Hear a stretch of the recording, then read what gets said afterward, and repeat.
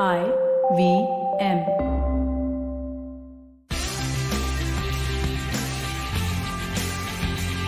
For better, for worse, for richer, for poorer, in sickness and in health, to love and to cherish till death do us part. Yeah. Or till I change my mind. That's what 19-year-old Rakhma Bai said more than 100 years ago. Welcome to the show, The Longest Constitution.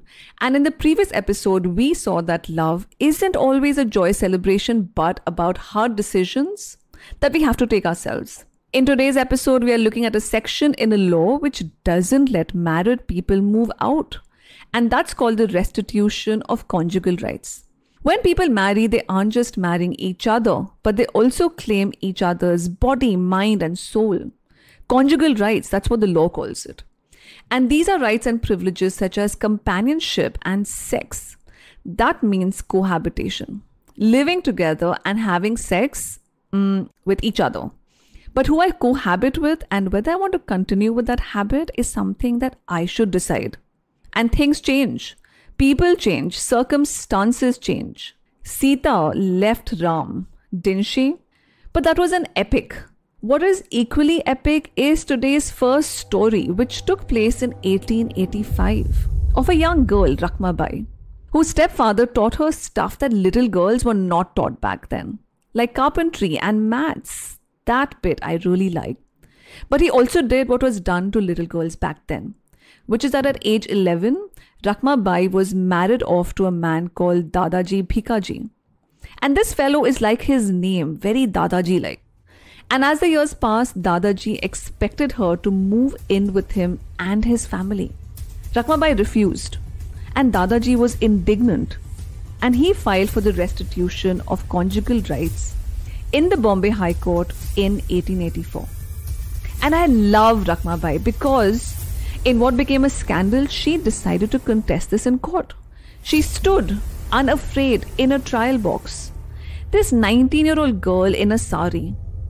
And she said she would rather go to jail or pay the fine than live with a man whom she didn't love. And she went one step ahead. She penned a long letter to Queen Victoria, making an appeal from one woman to another. Not to say that Queen Victoria was a feminist by any way. She thought feminism was a mad and stupid idea. The British judge Piney, though, saw Rakhma Bai's point, and he ruled that sending a woman to her husband against her will was barbarous, cruel, and a revolting thing to do, especially since he may cohabit with her against her will. Again, that's like an old-fashioned expression of saying the word rape.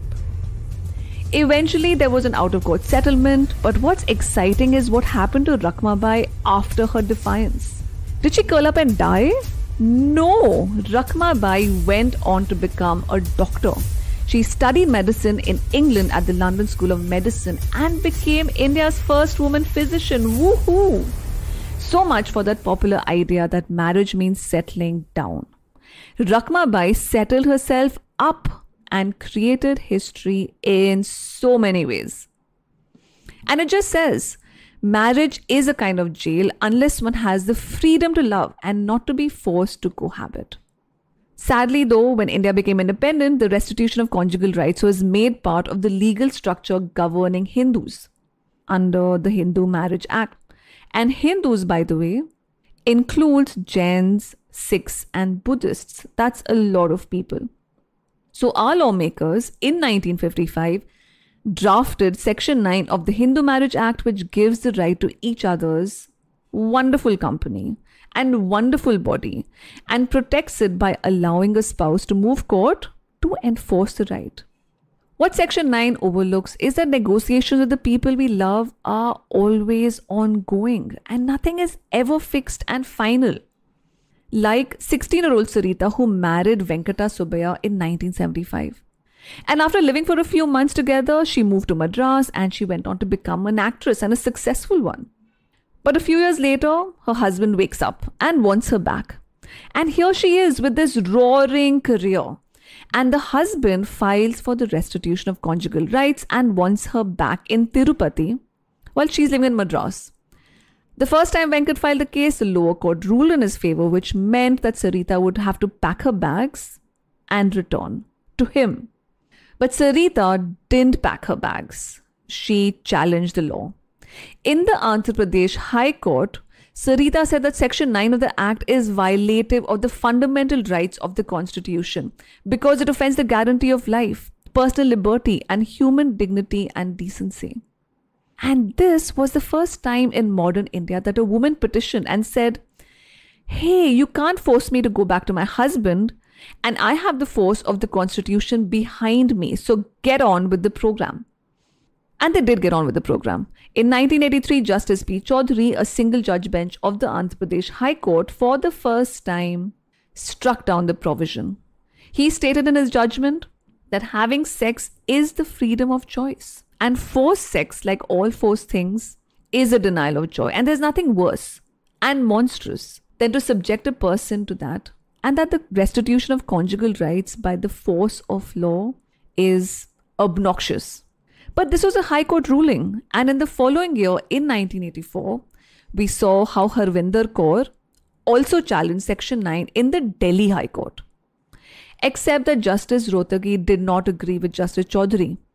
Justice Rohtagi of the Delhi High Court rejected Chaudhary's judgment and said, it is in the interest of the state that the marriage tie should remain stable and be maintained.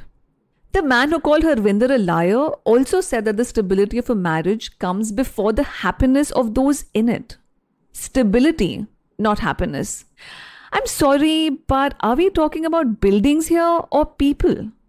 But this idea was affirmed by the Supreme Court in the same year. In a Supreme Court ruling in Saroj Rani versus Sudarshan Kumar Chadha, the court ruled that Section 9 is constitutional and is an aid to the prevention of breakup of marriage. And just because one judge in the Andhra Pradesh High Court thought it should be struck down, doesn't mean it should be struck down. Strange. Except that freedom is an ongoing quest. It's like that perfect pair of jeans. Maybe it fit you yesterday, but doesn't today. Maybe the person who drove you crazy in love yesterday is driving you up the wall today. It's the wearer of the jeans and the person in a relationship who knows how good or how awful it feels to be in it. And we will continue to look for those clothes, those relationships, those people we feel comfortable with, happy with. In 2020, 2 law students filed a PIL appealing that Section 9 affects women disproportionately and apart from being anti-women, is also violative of the fundamental right to privacy. We would all agree that breaking up and making up, moving in and moving out is for the people in the relationship to decide, not a court and a judge. Till then, the quest for freedom continues, for better laws which allow us to be free and constitutional. In the next episode, we will look at another area which the light of the Constitution has not touched yet.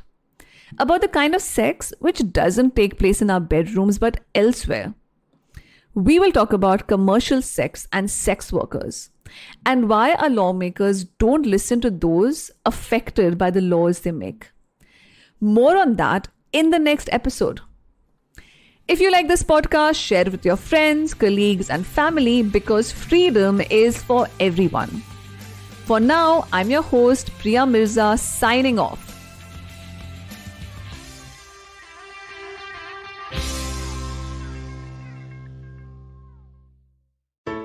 Hey everybody, it's been another great week on the IVM Podcast Network. On the Life Manifesto with Zarina Poonawalla, we learn about the 7 golden rules of personal branding and how you can apply these in your daily life. Do check out this kickoff episode for Season 3. On Paisa Vaisa, Anupam speaks to Sumit Rai, Managing Director and CEO at Edelweiss Tokyo Life Insurance. They discuss current trends in the insurance industry. In the world of Simplified, Chuck, Naren, and Tony are celebrating Engineers Day. They share fun college anecdotes, talk about engineering education in India and its future. On Advertising is Dead, Varun talks to Vikas Gupta, Managing Director of Wiley, about how Wiley made the shift from traditional publishing to edutech. And on Echoes of India with Anirudh Kanisetti, tune in to discover why history forgot the Ajivikas and remembered the Mauryas. Do follow us on social media. We're IVM Podcast on Twitter, Facebook, Instagram, and LinkedIn. And remember, if you're enjoying this show or any of our other shows for that matter, please do tell a friend. That is the most helpful thing that you could do to help us out. And finally, this week, we'd like to thank our sponsors on the network, Cred, Bank of Baroda, Quarter, CoinSwitch, Kuber, and Intel vPro. We really do appreciate the support. This is what makes it possible.